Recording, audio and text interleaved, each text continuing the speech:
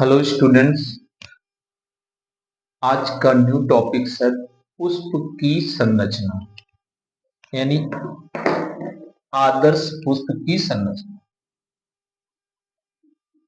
पुष्प की संरचना, ओके, जिसे हम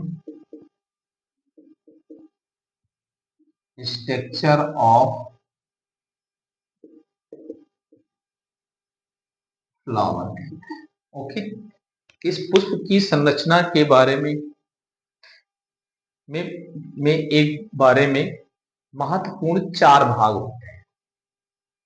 सबसे पहले होता है बाय दल पुंज, जिसे कैलिक्स कहते हैं। दूसरा पॉइंट आता है दल पुंज, जिसे करोला कहते हैं। तीसरा पॉइंट होता है पुमंग, जिसे एंड्रोसियम कहते हैं।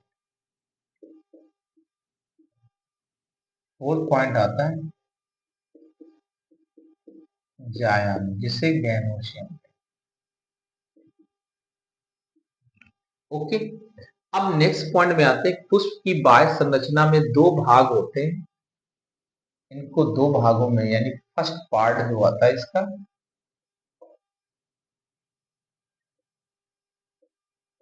सहायक अंग होते हैं, सहायक अंग होते हैं। और ये सेकंड पार्ट में है जनन अंग होते हैं। ओके, अब पहला पॉइंट आते हैं बाह्य दल पुंज किसे कहते हैं। आप लोग नोट करते रहिए। ये पुष्प का सबसे बाहरी चक्र होता है, जिसे हम बाह्य दल पुंज कहते हैं, जो हरे रंग का होता है। कैसा होता है? हरे रंग का होता है। ये पुष्प को साधे रहता है।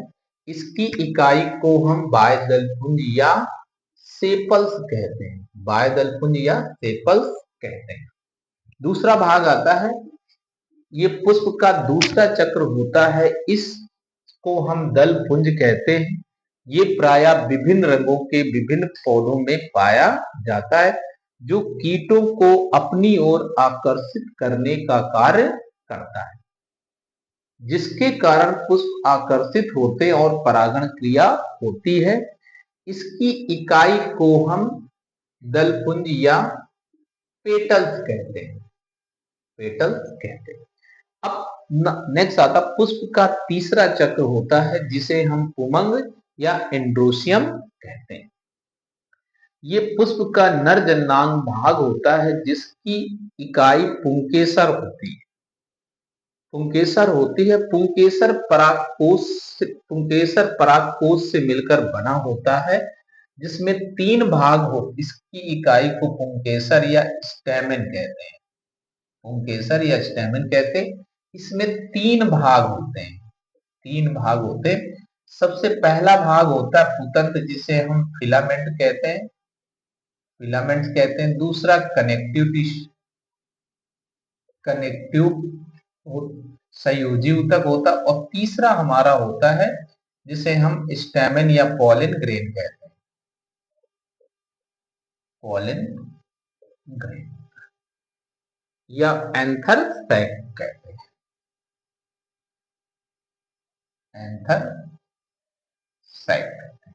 ओके, अब नेक्स्ट आते हैं चौथा पॉइंट, यानी फोर। ये पुष्प का चौथा चक्र होता है। इसकी इकाई को स्त्री केसर कहते हैं। ये मादा जननांग भाग होता है, जो कई अंडकों से मिलकर बना होता है, जिसमें तीन भाग पाए जाते हैं। इन तीन भाग को हम क्या कहते हैं? सबसे नीचे वाला भाग ओवरी होता है, जिसे अंडाशय कहते हैं। मध्य वाला भाग स्टाइल होता है, जिसे वर्तिका कहते हैं। और सबसे ऊपर वाला भाग स्टिग्मा होता है, जो पॉलिन ग्रेन को एब्जॉर्ब करते और पॉलिनेशन के लिए मोटिवेट होता है, जिसमें परागण क्रिया होती है। तो इस पुष्प के बारे में ये संरचना है, और ये पेपर में बहुत इंपॉर्टेंट है और महत्वपूर्ण भाग है।